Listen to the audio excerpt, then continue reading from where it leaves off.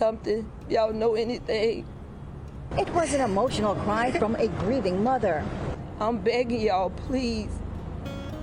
The picture that's surfing of this guy who got out of the car and ran my baby and my grandbaby down to kill her. Somebody has to know who he is.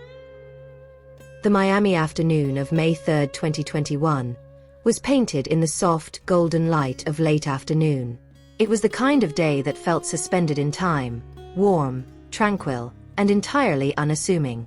The air hung with the familiar humidity of the city, a quiet backdrop to the mundane rhythms of daily life. For ShonteJones, this moment was a simple, cherished one. She had just picked her 3-year-old daughter up from her sister's house, and the drive back to their apartment was filled with the easy peace of a mother and child together. It was a familiar route, a journey taken countless times. There was no warning, no feeling of dread. It was just a regular Tuesday afternoon. And then, in a single brutal instant, that normalcy was extinguished. The world outside the car transformed into a sudden, deafening chaos. A torrent of gunfire ripped through the quiet air of the apartment complex parking lot.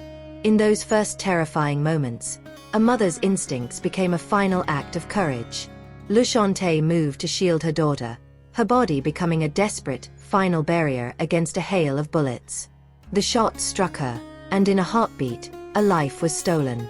But the attack was not just aimed at her. In the final heartbreaking moments of the ambush, her little girl was also hit, gravely injured, but still alive. She was left standing alone, a silent, shell-shocked witness to a crime that was a violation not only of her mother but of the very idea of justice itself. This story isn't just about a crime.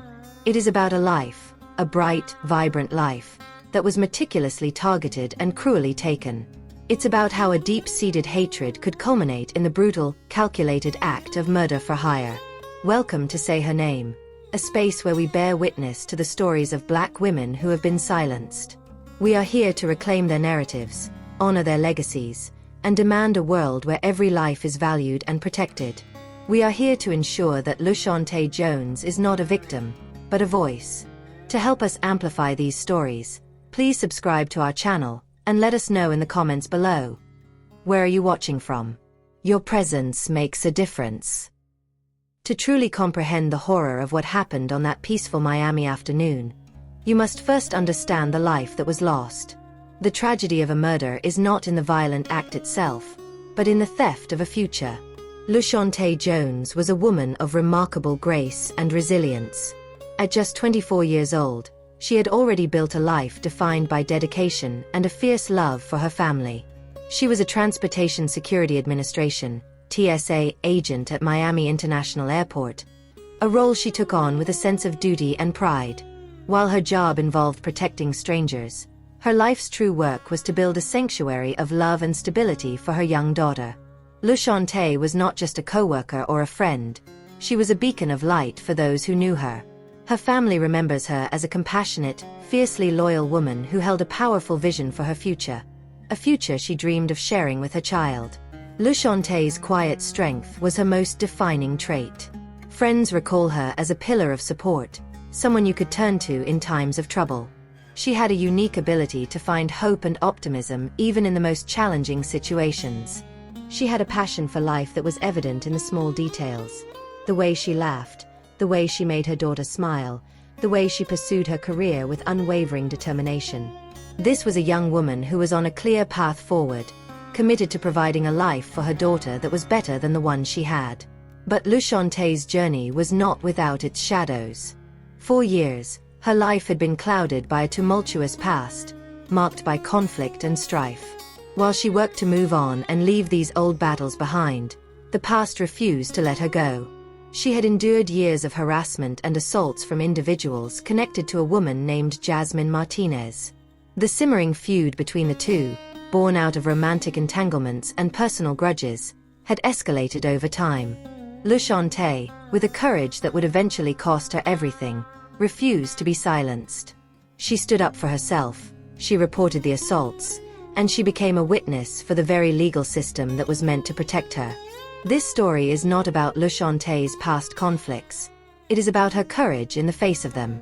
It is about how a woman who was simply trying to do the right thing, trying to move forward and build a better life for her daughter, became the target of a cold, calculated plot. It is a story that proves that bravery and a pursuit of justice can have a tragically high cost. The vibrant, courageous life of ShonteJones was not a random tragedy. It was the final, brutal chapter in a long-standing personal vendetta. The path she walked was tragically, meticulously paved with hatred, jealousy, and a sinister plan to silence her forever. It all started in 2016, when Martinez was arrested for allegedly assaulting Shonte after she began dating Martinez's ex-boyfriend. The charges were later dropped, but the message was chillingly clear. This was a rivalry fueled by personal rage and a willingness to resort to physical violence. 2 years later, in 2018, the aggression flared again. In an act of pure brazenness, police officers who were investigating an unrelated matter actually witnessed Martinez assaulting Shonte. This led to another arrest, confirming that this was a relentless campaign of harassment, a constant threat that loomed over Shonte's life. But the conflict extended far beyond simple physical altercations.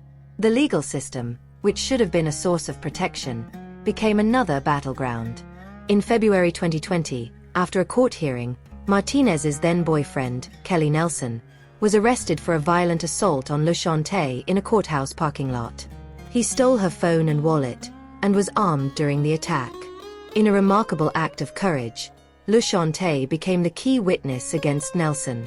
Her bravery in coming forward, in a world where a no-snitching code often reigned supreme, only intensified the threats against her. She was no longer just a rival. She was a truth-teller, a marked woman in a world of lies.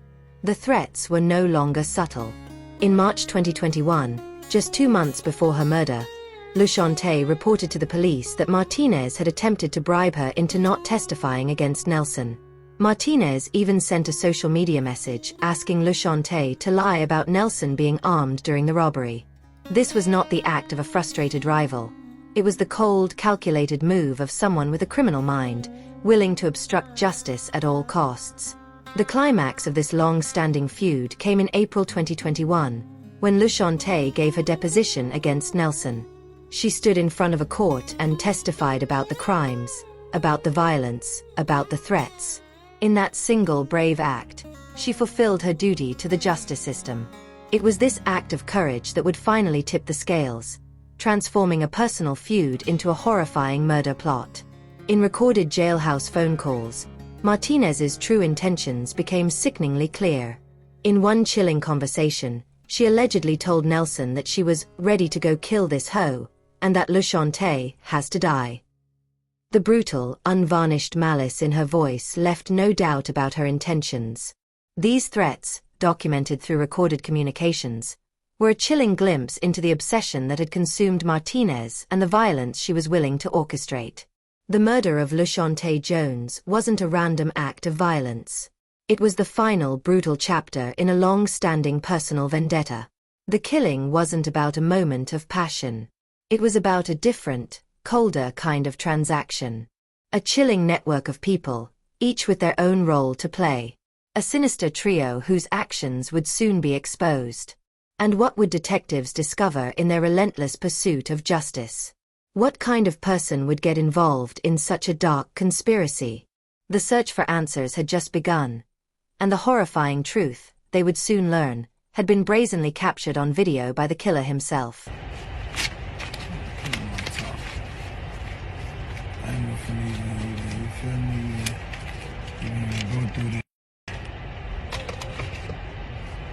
We ain't finna even go through this, you feel me? Another day in the office. A couple of Lucy's. Oh, there you go. Another bundle. On May 31st, 2021, a sun-drenched Memorial Day afternoon in a quiet Miami parking lot. The air was thick with the humid heat, filled with the simple, mundane sounds of a life in progress. Shonte had just returned home after picking up her 3-year-old daughter from daycare. As she pulled into her usual spot, the car filled with the quiet comfort of a mother and child, she leaned over to wake her daughter with a soft smile.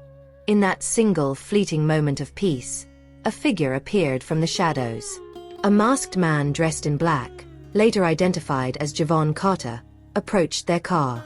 There was no warning, no argument, no struggle. Without a word, he opened fire.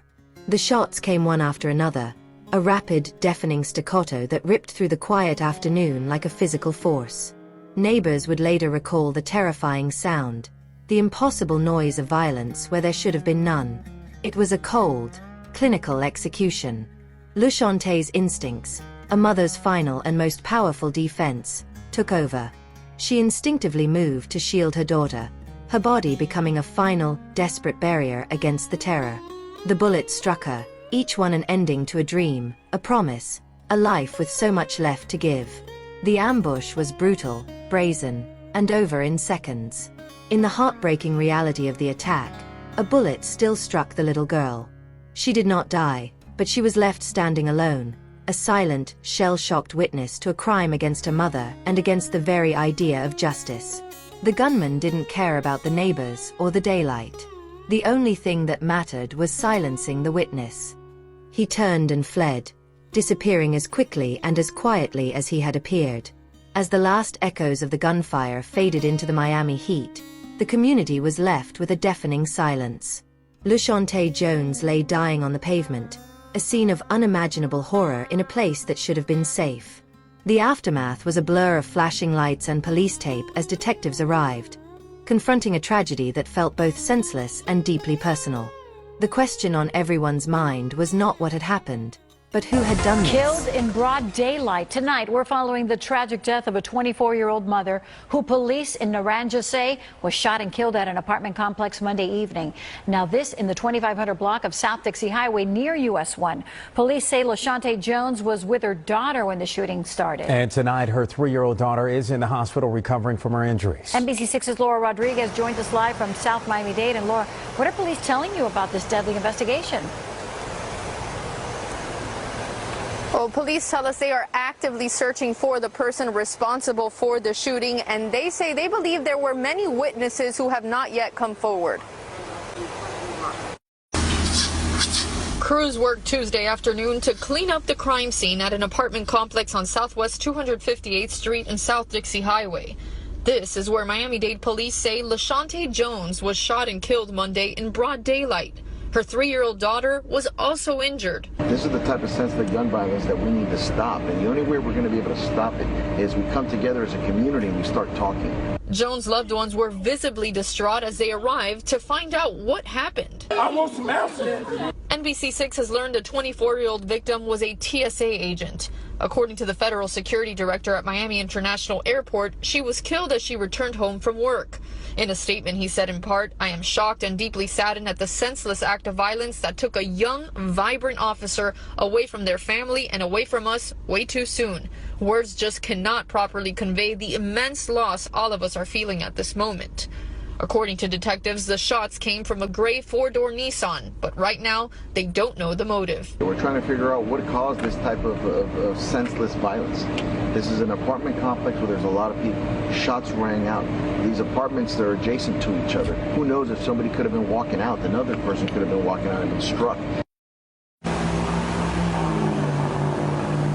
So such a tragedy, a 3-year-old now without a mother. If you have any bit of information about this ruthless killer, you're asked to call Crime Stoppers. You can always remain anonymous, and you may be eligible for a reward of up to $5,000. The search for answers had just begun, and what the police would uncover was a truth more twisted and cynical than anyone could have imagined. The investigation was a relentless, methodical pursuit of justice. The detectives' first crucial lead came from grainy surveillance footage, which captured a dark gray Nissan Sentra fleeing the scene. This was not a random act of violence. The killer had left a digital trail. Following the breadcrumbs from the video, investigators quickly identified a prime suspect. Javon Carter, a man with a lengthy rap sheet that included theft and firearms offenses. He was a known entity to law enforcement, and now he was the primary suspect in a murder. But the detectives, driven by a gut feeling that this was not an isolated act, dug deeper. They knew that a crime of this magnitude, so calculated, so brutal, had to have a motive beyond a simple act of violence. Their investigation soon linked Carter to another man, Romeo Robinson, who was suspected of recruiting Carter for the hit. Robinson, with his own history of armed robbery and drug trafficking, provided the missing link between the gunman and the true mastermind of the entire plot, Jasmine Martinez. As the web of conspirators was finally exposed, the prosecution began to build a case that was as meticulous as the plot itself. Their evidence was built on two shocking pillars, each one more damning than the last. The first and perhaps most disturbing twist in this case came from an unexpected source: the Paycheck Protection Program, PPP. Investigators uncovered that Jasmine Martinez had fraudulently obtained $15,000 from this federal fund, a program created during the COVID-19 pandemic to help struggling businesses stay afloat. This money, meant to save jobs and keep families from ruin, was allegedly funneled directly into the murder plot. Martinez diverted $10,000 of that taxpayer-funded money to pay Javon Carter for the assassination. It is almost impossible to imagine a more brazen and insulting perversion of government aid.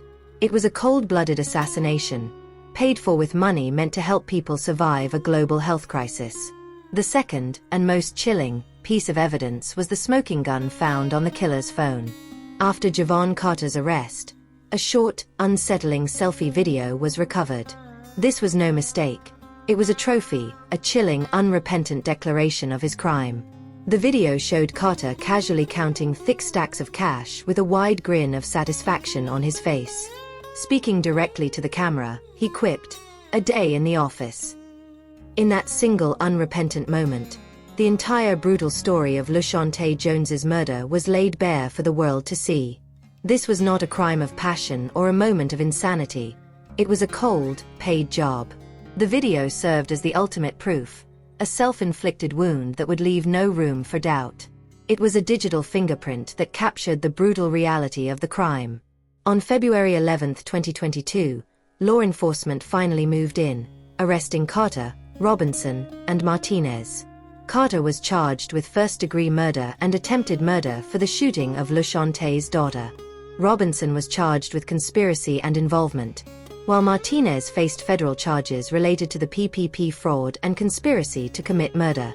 The legal battle that followed was a painstaking, methodical breakdown of the conspiracy. The prosecution laid out the evidence, piece by painstaking piece, connecting the PPP fraud to the selfie video, and the phone calls to the murder itself. In the end, justice prevailed. Carter and Martinez were found guilty of first-degree murder and sentenced to life in prison. Robinson pleaded guilty to conspiracy and received a 25-year sentence. The verdicts were a victory, but for Shonte's family, they felt hollow. No verdict, no sentence, and no amount of time behind bars could ever bring her back. The system had, in the end, done its job, but only after Shonte had already paid the ultimate price. The case stood as a grim testament to the fact that while justice can sometimes be won, it often comes too late. The most profound part of Shonte's legacy is the long-term impact on her daughter, who survived the attack. The young girl carries physical scars from that terrifying day, but the emotional scars run far deeper. Her life is a living testament to a mother's sacrifice and a tragic reminder of what was lost. Her story, as difficult as it is to hear, is a powerful call to action for society to do better, to protect its most vulnerable, and to challenge the dangerous forces that would rather silence a witness than see justice served. Her case also exposed a bizarre and deeply troubling abuse of public trust, highlighting the urgent need for more stringent oversight of government aid. It's a chilling reminder that a lack of supervision can enable greed and violence to thrive in the most unexpected ways. The ultimate lesson of ShonteJones' story isn't just about a murder. It's about how a deep-seated personal hatred can fester and grow into a cold, calculated murder-for-hire plot. Her story forces us to confront a hard truth: that true justice is not just a verdict.